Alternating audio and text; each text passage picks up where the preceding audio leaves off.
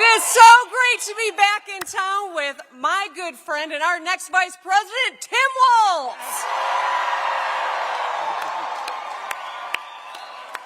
So we are taking this bus all across Wisconsin, Michigan, and Pennsylvania because together we're going to win this thing. Today I want to tell you why I'm in this fight and what's at stake. I want to take a moment and ask yourself why you are here right now. Just think about it. What's at stake? Who your why is, what your why is. My why is my two daughters. I want them to have every opportunity to succeed and have the freedom to live their own lives under their terms. Yeah. Amen. I know that Kamala Harris and Tim Walz will work hard every day to make our country a better place for them and for all of our children and their generation. Because they have proposed plans to lower costs, grow our economy, and protect fundamental freedoms.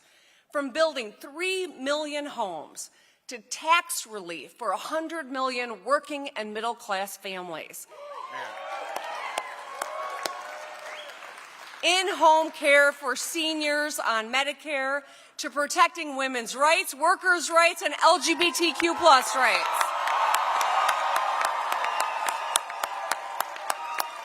There is a seat at the Walz and Harris table for every one of us in this country. Kamala Harris and Tim Walz have lived normal lives like ours. They get what we've been through, and that's why they're fighting for us.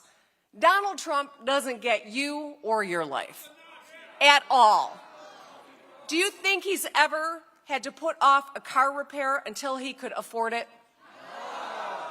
I mean, do you think he's got a driver's license? You think he's ever scanned a coupon to save a couple of bucks when he was checking out of the grocery store? You think he's ever been in a grocery store? You think he ever sat down in front of 3 bills knowing he could only pay 1 or 2 of them? He only cares about himself, and he will say anything to get himself elected. As president, he will leave us behind just like he did before. Now, we here in the Midwest, we know about his record of broken promises, right?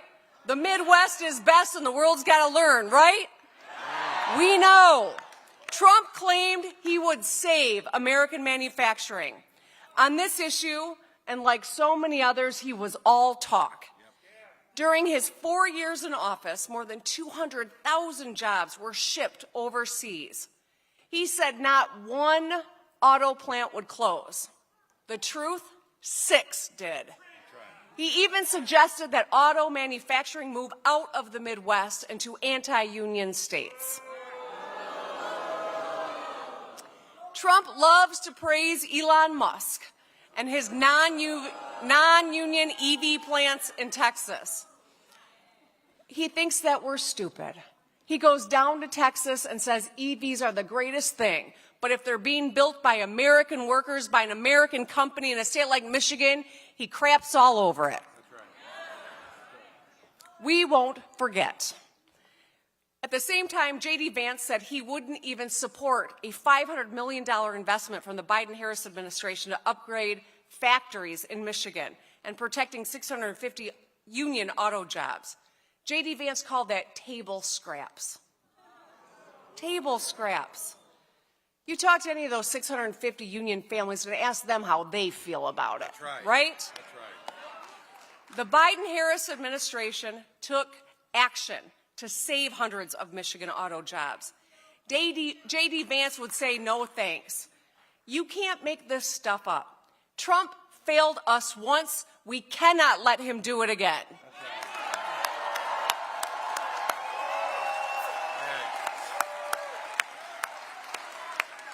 No place in America.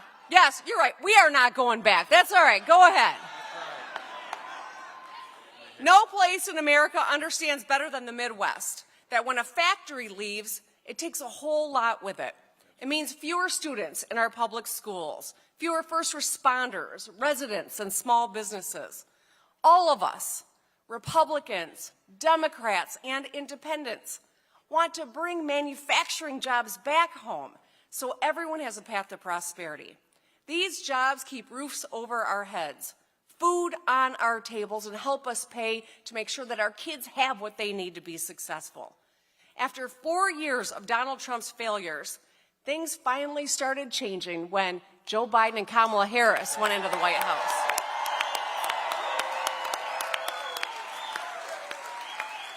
They worked across the aisle to invest in American industry and Midwest workers. Today, there are more auto workers, more factories getting built, more roads getting fixed, more middle-class jobs than when Trump was president. The Midwest is moving forward thanks to Kamala Harris and leaders like Tim Walz. Say it with me, we're not going back.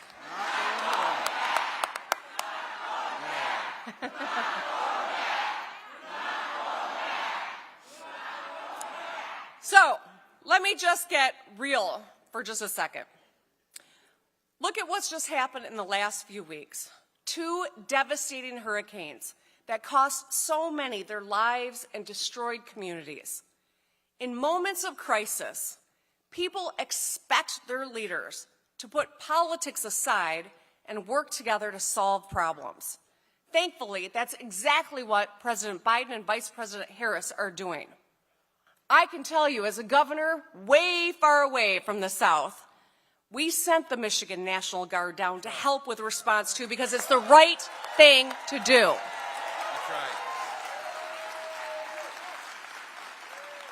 In a crisis, a leader who asks, was their governor nice enough to me, when deciding whether or not to send tests to Vladimir Putin or the states of this country, is not the kind of leader we need.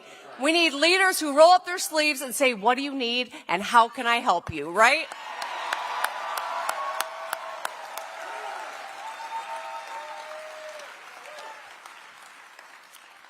This election, we need to elect a commander-in-chief who has lived a life like ours, who understands what we are going through, who has taken care of a sick parent, who has a running mate who's a teacher and a veteran and someone who to be proud of.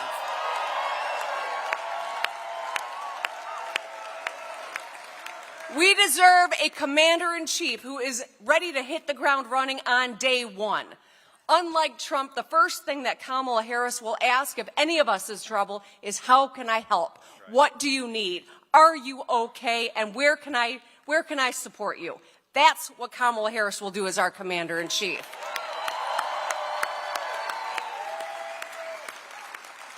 Because if we've learned anything, it's in the next 4 years there will be some crisis of some sort. We know that.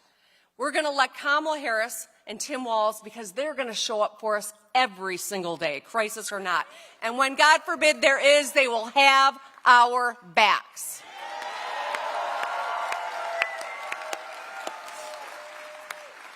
So, they are just like us. They embody the values of us Midwesterners.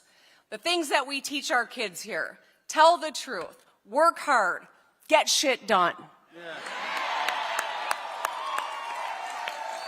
Midwesterners are strong, they are smart, and they are good people, and they deserve no less in their commander-in-chief. The next President of the United States, Kamala Harris, and Vice President Tim Walz will give us exactly that.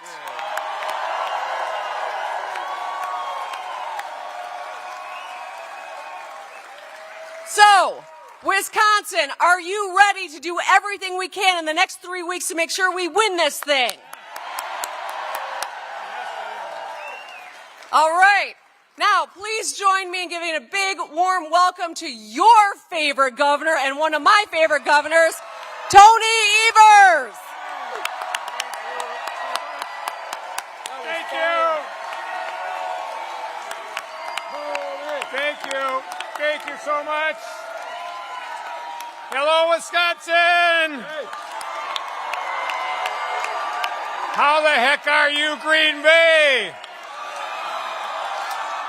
You know, it sounds like you're jazzed as hell. Let's hear it again for Governor Whitmer. You know, it's not every day a Lions fan gets that kind of applause in Green Bay. But I'll tell you, I'm so glad she's here spending a few days on the bus traveling across Wisconsin. Thank you so much. And also thank you to the Packer fan band. Where are you folks? Over there. Yeah. Good job, everybody. Yeah. So are you ready to hear from the next vice presidents of the United States of America? I take that as a yes. Wisconsin, you know, there's just a few weeks left to elect Kamala Harris and Tim Walz and send them to the White House. People are already voting, and so many undecided voters are yet to decide about who they're supporting. The work you do between today and Election Day can make a difference in this race. On November 5th, which happens to be my birthday, we're going to re-elect Tammy Baldwin with fair maps. With fair maps, we're going to take back the Assembly and pick up seats in the Senate. And we're going to flip a couple congressional districts in Wisconsin while we're at it. And at the top of the ticket, we've got our incredible Vice President, Kamala Harris. She spent the last 4 years defending our democracy, fighting for the freedoms we hold dear, and working tirelessly to do the right thing and deliver for us. She has been a champion for lowering costs, including capping insulin at $35 a month. She has helped deliver investments that are transforming our communities, rebuilding our infrastructure, and supporting our working families. And when it came time to pick her vice president nominee, she had the good sense to pick a Midwestern former teacher and turned governor. How about that? And hey, you know, turns out that's a winning combination in Wisconsin also. And I know my friend Tim Walz is going to be an incredible, incredible vice president. That's because governors get shit done. So, Wisconsin, I'm going to ask you, are you all in? Good, because we have to keep Wisconsin and the rest of the blue wall in place, because here's the deal about the two jokers in this race. Donald Trump and J.D. Vance are a dangerous threat to our country and our democracy. They're not running to help others or running to serve themselves and those at the top. Their radical Project 2025 agenda won't help Wisconsin families. It'll hurt them. Donald Trump brags about how he killed, quote unquote, killed Roe v. Wade. Because of Trump's hand-picked Supreme Court, Wisconsin women now know what it means to live in a state with a near total abortion ban. They know because they lived it here. We know Trump and Vance will try to pass a national abortion ban, roll back access to birth control, emergency contraception, and even fertility treatments. We know, guess what they're else doing? We know they'll repeal the Affordable Care Act and deny coverage to folks like me and so many others and people you care about that have pre-existing conditions. And they will give tax breaks for the ultra-rich and big corporations instead of helping working families get ahead. That's just wrong, folks. That's just wrong. Wisconsin, this November, the people have the power and we have a choice. And we're not going back. We're not going back. We're not going back. We're not going back. And in Wisconsin, we're going to tell Donald Trump, J.D. Vance, and Republicans up and down the ticket exactly that come November 5th. So let's get to work and let's win this damn thing. Now, it's my honor to introduce a friend, a fellow governor, and someone who's going to make a phenomenal vice president. Let's give a warm Wisconsin welcome to Governor Tim Walz. Tim? Thanks, brother. Thank you. Wow. Well, hello, Green Bay. Good to see you all. Can I just say there's so many reasons to be thankful. I, for one, would just like to say two of my dearest friends happen to be two of the most effective and decent people I have ever met in Tony Evers and Gretchen Whitmer. So thank you. Incredible. And as Tony said it, let's just be clear. I think you know in this state what you have, but on behalf of the rest of the country needs Senator Tammy Baldwin. Please send her back. Please send her back. I said between Minnesota and Wisconsin, we have three of the best senators in the entire country. The other one, not so much, but you work on that next time. I'd like to give a big thank you today, especially to the leadership of our indigenous sovereign nations who are here today. So thank you for that.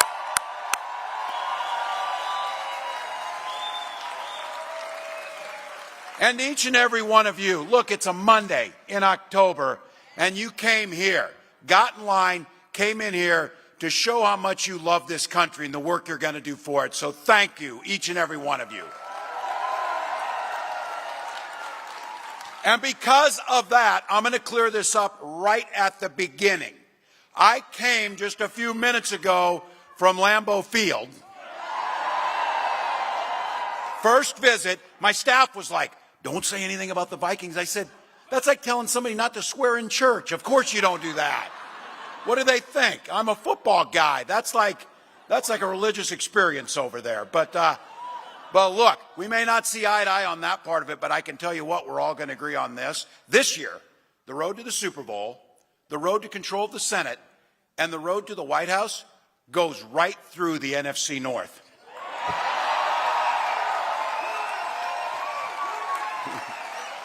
Michigan, Wisconsin, and Minnesota. Look, you had a Lions fan, a Packers fan, and a Vikings fan up here. The only thing more amazing is we got Bernie Sanders, Dick Cheney, and Taylor Swift all on the same ticket. Well, there you go. All right, 22 days until Election Day, and we are running like this is it. 22 days. 22 days till we win this thing. Everything is on the line. Everything is on the line. So Kamala and I, we are not going back. We are not going back.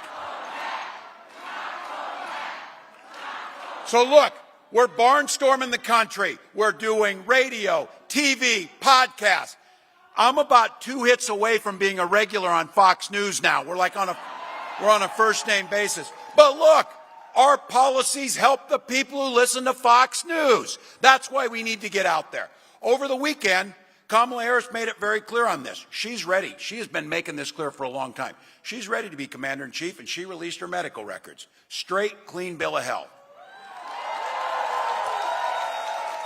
Physical, mental stamina to do the job.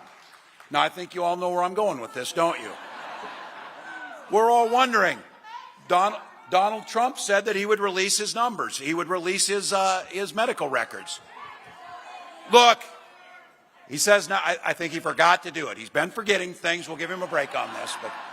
But Kamala Harris is right on this. Watch his rallies. He's confused. He's a nearly 80-year-old man. He's ranting and rambling until people get bored and leave his rallies. That's happening. But here's the thing about this. It would be funny if it wasn't so dangerous. Yesterday, he went on Fox News. That's a safe place for him. He went on there, and he suggested that he is going to send the military against the enemy from within. Now, I want you to think about it. In other words, Americans who don't support him. Just to be clear, if any of your neighbors or friends or anybody thinks about that, you know who he's talking about? He's talking about you. He's talking about you. He's talking about someone who comes to a rally to express their love and their commitment to our democracy. Donald Trump sees that as an enemy. All right. So I have to tell you, as someone who wore this nation's uniform proudly, as someone who now is the commander-in-chief of the Minnesota National Guard, the idea of sending U.S. military personnel against American citizens makes me sick to my stomach. I'll tell you what, we'll let the lawyers decide if what he said was treason, but what I know is it's a call for violence, plain and simple. And it's pretty damn un-American, if you ask me. So look, if anybody wants to pretend that this is a normal conversation that Donald Trump is having, just dispel that. The former chairman of the Joint Chiefs of Staff, Mark Milley, said, "No one has ever been more dangerous to this country than Donald Trump, and he is a fascist to his core." Let that sink in, and don't be a damn bit afraid of saying it, because that's exactly who he is. That's exactly who he is. But here's the thing. Here's the good news. We get to do something about it. If you're like me, I am sick and tired of this guy, ready to turn the page on him, and we can do that by making Kamala Harris the President of the United States.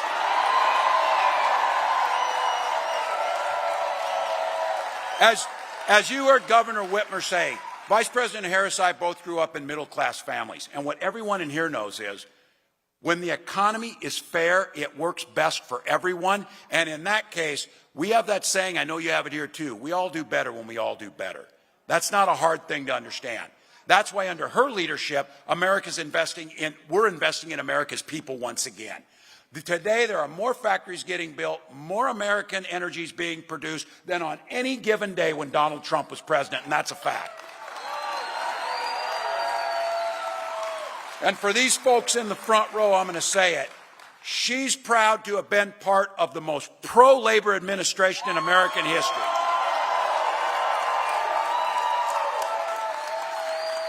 Unafraid and standing next to Joe Biden as we walk picket lines for workers demanding better pay and better working conditions. Because we know when workers win, America wins. It's that simple. And guess what? The middle class grows and businesses flourish. Now look, Donald Trump and J.D. Vance, they see things differently. Trump talks a big game, but he was a disaster for working people. He was one of the biggest losers of manufacturing jobs in American history, and that's a fact. So to your neighbors, your friends, hell, our family members, if they say, I don't really like Trump, but I like his policies, which policies were those? When he destroyed American manufacturing? When he shipped jobs to China? Hell, he doesn't even manufacture his Bibles here. He outsources that to China. So just so we know, under his leadership, 83,000 jobs disappeared in Wisconsin. Now, I know this state knows. Thank God for Tony Evers and some sanity in this, because I remember. Because remember Trump and that guy before Tony, when they went to the Foxconn, they went to the Foxconn site. Donald Trump showed up with a golden shovel. You tell me, Governor Whitmer, if he knows which end of the shovel actually works. I guarantee you that. But he did that photo op and he promised you 13,000 jobs. And he called that big glass sphere the eighth wonder of the world. Well, I know it's not a shock to any of you, but none of those jobs materialized. And that sphere, you can get a pretty good deal right now renting it out as a banquet hall, just so you know that. Once again, it would be funny if it wasn't so damn sad, because that's Donald Trump's legacy. He claims he cares about union workers, but he makes it harder for them to bargain for pay and benefits. So if there's any questions amongst our union sisters and brothers on this, Donald Trump is a scab. He will break picket lines.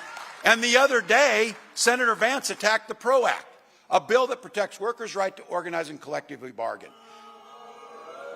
The AFL-CIO said that the PRO Act is the most significant worker empowerment legislation since the Great Depression.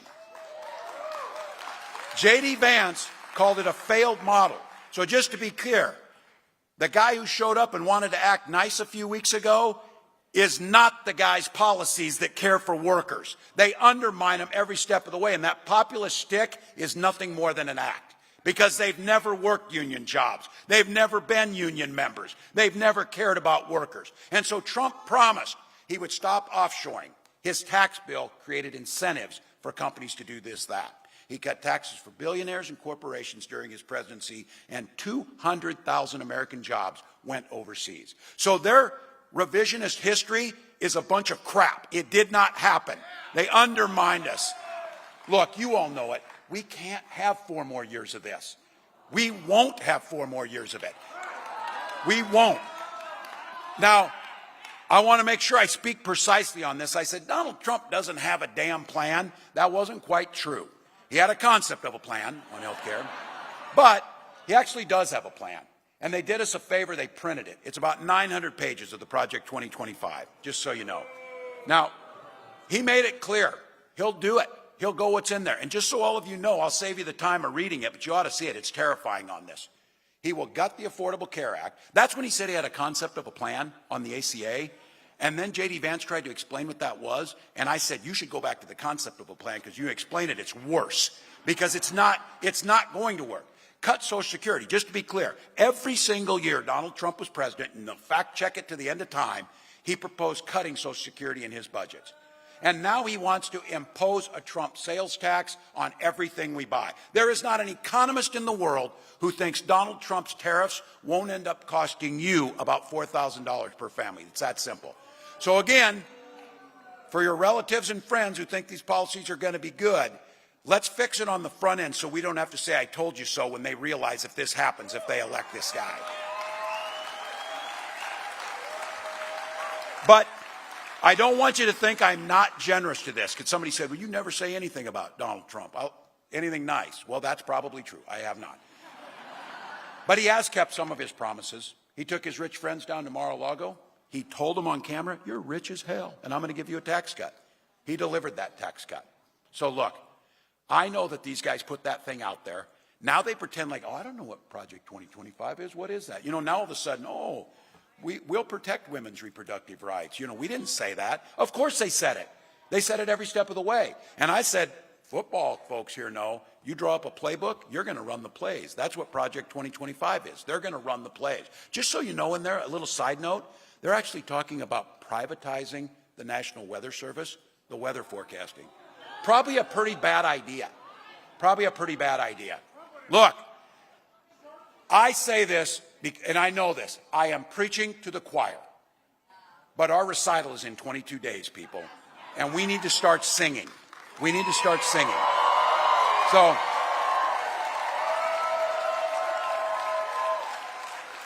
So we know what their song sounds like, and it's terrible. Well, here's what our song sounds like. Give you something to vote for. Kamala Harris has laid out a plan to build an opportunity economy, one that lowers everyday costs, lifts everyone up, leaves no one behind. We're talking about a child tax credit to help new parents, $6,000 in the first year of that child's life, let you buy a crib, a child car seat. We did it in Minnesota, and you know what happens when you put that child tax credit in? It reduces childhood poverty by 1/3. So you start investing in little ones. You know this story. You can invest in early childhood education. You could invest in a child tax credit. You could invest in children's health care. You can invest in your schools because you can make a decision.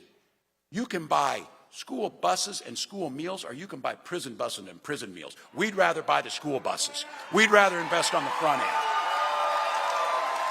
She talks about a home. These guys are speculators, Wall Street guys. These are the ones that see buying up homes and then jacking up the prices. That's what they do. It's just another commodity to buy and sell. Homes are where we take care of our family. That's why Kamala Harris has proposed building 3 million more homes and a $25,000 down payment assistance. That makes things better.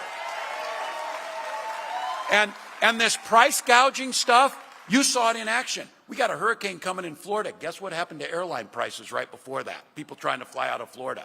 That's not a fair economy. That's not capitalism. That's price gouging. And we saw it with insulin. Those of you who have to have your insulin, capping it at $35, make sure everybody can get it.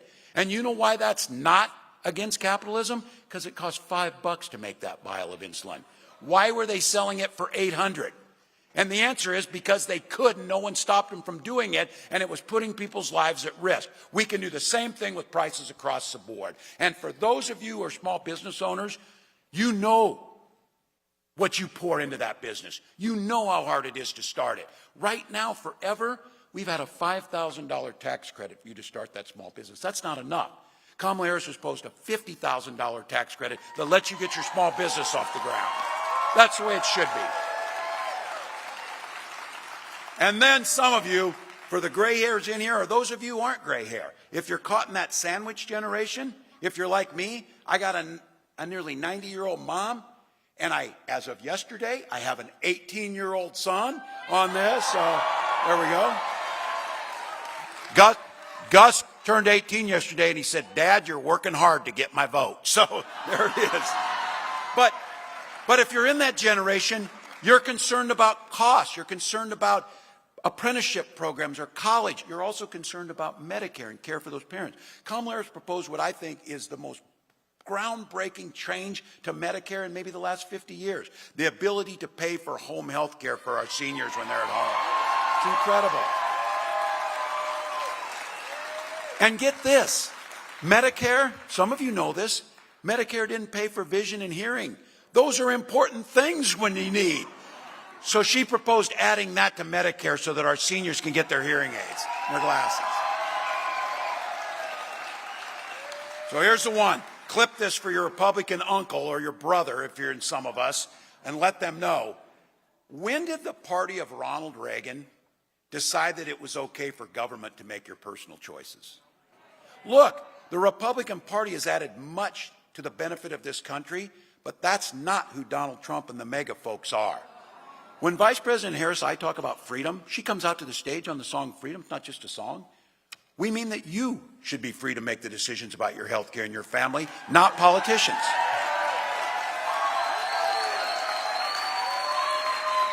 And these guys on Social Security, we pay into it.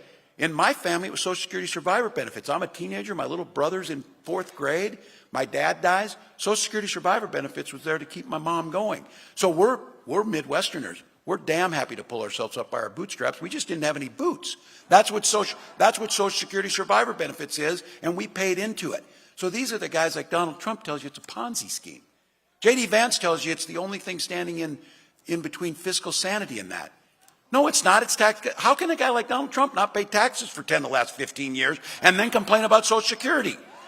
So Kamala Harris has said, we will strengthen Social Security and Medicare and make for a dignified retirement. And I'm going to say it on this one. Freedom means a lot of things. We're talking about freedom for you to make your own choices, freedom to retire in dignity, freedom to have health care. And I'll say this, freedom to send your children to school without worrying they'll be shot dead in that classroom. That's freedom. That's freedom. And I'm going to take no crap off these guys. I know guns. I'm a veteran. I'm a hunter. Kamala Harris is a gun owner, as we found out. We're not going to let them make this about the Second Amendment because we defend the Second Amendment. But our first responsibility is the safety and security of our children. That's our first responsibility. All right. You've seen it. Don't listen to the polling or whatever, but it's pretty clear on this that the message is sinking in with the women, fellas.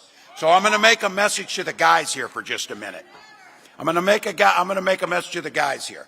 If you got any women you love in your life, your wives, your daughters, your mothers, and friends, let's not forget, their lives are literally at stake in this election. Let's be very clear. Donald Trump appointed those 3 Supreme Court justices who did exactly what he told them to do, repeal Roe versus Wade. He brags about it. He's glad my daughter Hope now has fewer rights than her mother had. That's what he's bragging about. More than 20 states have the Trump abortion ban, which he calls a beautiful thing. A beautiful thing. Now, you're all thinking this. What that beautiful thing means is all across this country in those states, there are women that are being denied care in the ER, having miscarriages in parking lots, survivors of rape and incest being asked to carry those pregnancies to term. That could be the women across the country, and you saw it with Amber Thurman down in Georgia, had to travel to North Carolina because of that trip. She lost her life. If she would be living in a state or living in a country that had Roe versus Wade protection, she very well would be alive today. The idea that women's rights are dependent on geography is just abhorrent to all of us. That's why we need to elect Kamala Harris and reinstall Roe versus Wade.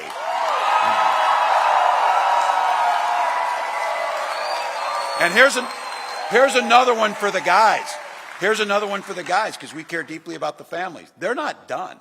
Project 2025 is going to restrict access to fertility treatments. They're going to be ripping those away. I know there's those of you out there. If you've not been through the actual anguish of infertility, I guarantee you know somebody who has. My wife and I went through this for years. We had access to insurance, and we had access to fertility treatments. So I have to tell you this. I'll be damned if I would deny anybody else a chance to have the family that they want. And you all go back to this. Can you imagine the party of Ronald Reagan, the idea that Donald Trump and J.D. Vance should be able to tell you whether you have children or not? That is absolutely abhorrent. And I think when you talk to this issue about personal freedoms, while it puts women's lives at risk, every man in here, you have a vested interest to make sure that Donald Trump gets nowhere near the White House again on that issue alone. Now look, they are just getting started. If he wins, there's a good chance that the next president of the United States will appoint 2 or 3 more Supreme Court justices. An institution that already said he's got near total immunity and adjudicating the laws for our children and our grandchildren's lives. He could have 6 of 9 justices on the Supreme Court appointed by one man who's above the law. That's not this country. That's not the way we want to go. But just to be clear, all of you know, we don't want it for our kids. We don't want it for our grandkids. But here's the big finish on this. That isn't going to happen because we're going to elect Kamala Harris to be president of the United States.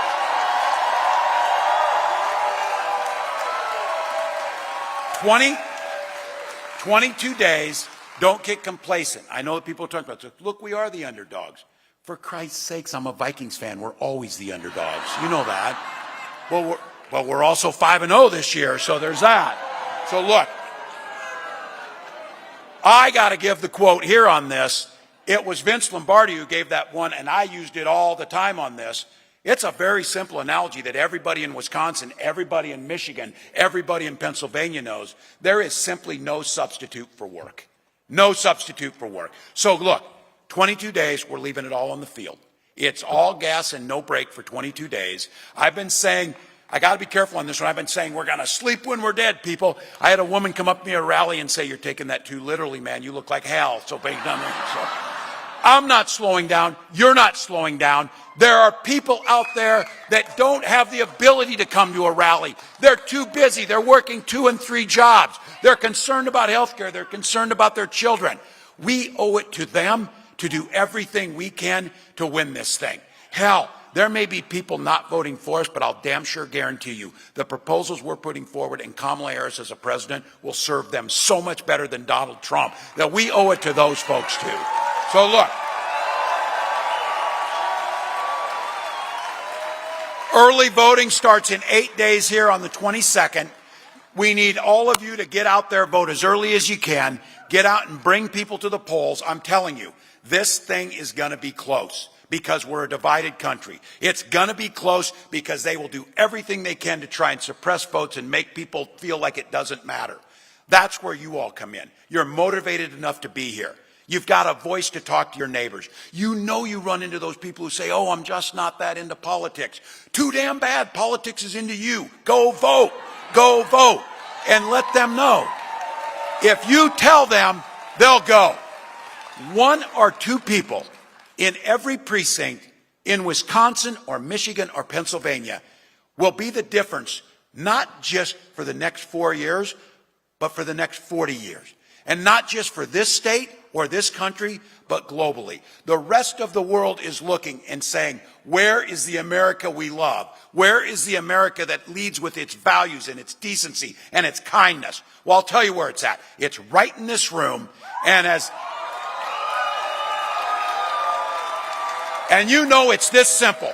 The vice president has said it, and it seems simple, but you know it's true. Vince Lombardi's know there's no substitute for hard work. And when you put that work in and we fight, we win.